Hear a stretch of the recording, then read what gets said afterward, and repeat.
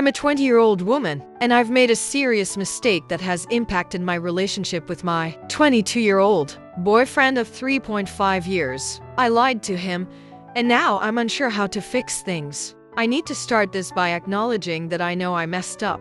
I reacted poorly and made a situation much worse. Now, I'm struggling to figure out how to fix it. Since late January of this year, I've been dealing with moderately severe depression, which has really taken a toll on me. 3 weeks ago, I needed to submit some important paperwork in a city a few hours away from where I live. I felt extremely anxious about going alone, so I asked my boyfriend to come, but he was busy with work and couldn't make the trip. Fortunately, 2 friends were available.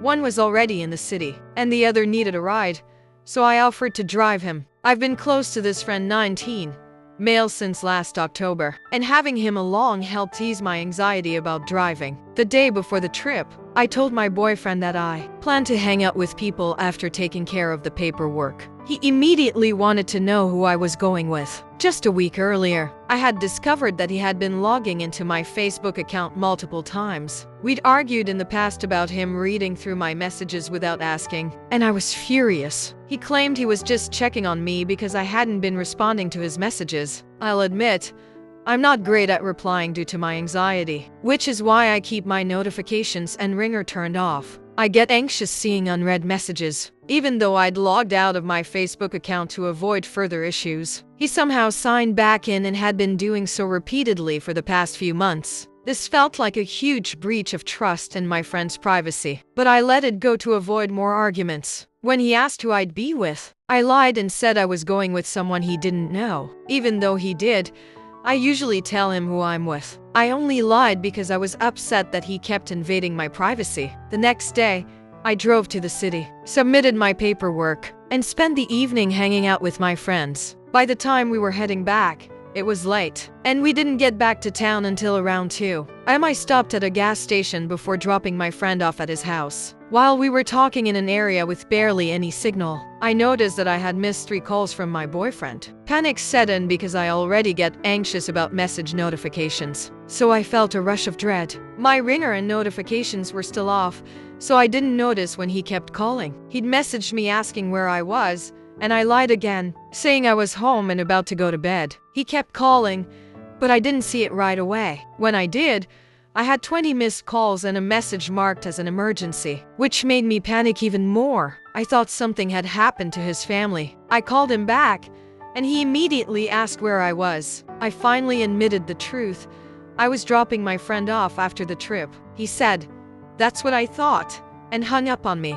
Later, I managed to get a hold of him, and he told me that one of his friends had seen me at the gas station with my friend. My boyfriend thought I had cheated on him, so I reminded him of our 3.5-year relationship and assured him that I would never do that. I apologized for lying, and he explained that one of his friends had seen me with my male friend at a gas station and had sent him a message about it. He mentioned that he had seen pictures of me and my friend on Facebook, and it made him feel like I looked happier with my friend than with him. I explained that my happiness was with him, not with someone who was just a friend. I tried to reassure him that ending our relationship over something like this was unnecessary. He opened up about feeling lonely, saying that he felt like I prioritized other people over him and that I didn't message him much, even though he noticed I was often on my phone when we were together. I admitted that I sometimes played games during our conversations to manage my anxiety and nerves. Despite trying to explain how I had been feeling nervous and down, he continued to bring up these points. The distance between us, living an hour apart,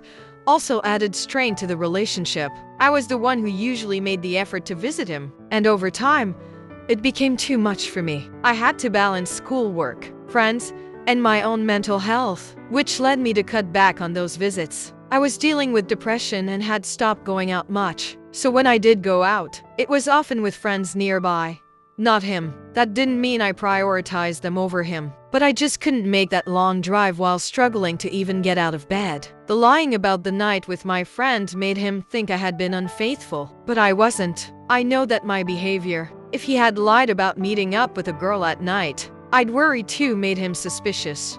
But his jealousy, although rarely mentioned, seemed to surface in other ways. Our sex life had been suffering for months, and it was my fault. About 7 or 8 months ago, I stopped wanting intimacy, probably due to my depression and stress. I tried to decline gently, but he kept pushing. It reached a point where he would wake me up at night trying to initiate, and I would just let him, lying there until it was over and going back to sleep. Sometimes he would apologize afterward, sensing that I wasn't engaged. I became increasingly frustrated and asked him to stop waking me up for it and to ask first. He didn't stop right away and continued to grope me, even after I said no or pushed him away, claiming he couldn't help it. This behavior continued for a couple of months, until one morning before work, when he woke me up again. I cried the entire way to work and messaged him that night, making it clear how I felt and that his actions were not okay. Thankfully, he seemed to understand, as he hasn't done it since,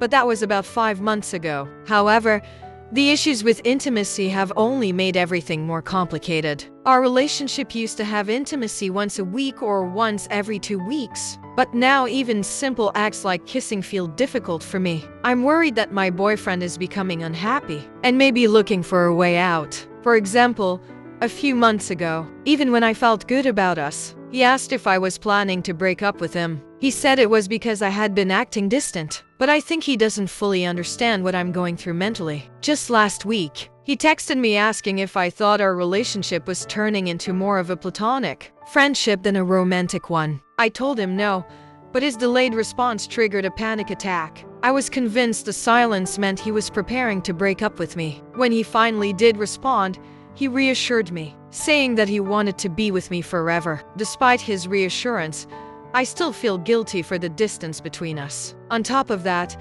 my depression has lingered for months, and I'm only now beginning to seek help from a doctor after letting it go unaddressed for so long. I feel like I'm trapped in my own struggle. Even when my boyfriend wants to do things together, I'll visit him and stay for a few days, but all I have the energy for is lying in bed. Sometimes I wake up crying, overcome by a wave of hopelessness. It feels like I'm going to ruin everything with him. I worry that he deserves someone better, someone who isn't weighed down by depression as much as I am. I'm terrified that he thinks I don't want to be with him when, in reality, my lack of motivation affects everything, from spending time together to engaging in conversation. He's been kind and supportive, but he often mentions how he feels like I prioritize others over him and that our conversations lack depth. To me, it feels like I'm putting in as much effort as I can manage, but somehow, it doesn't seem to reach him the way I wish it would. I've shared all of this with him repeatedly, but every few months,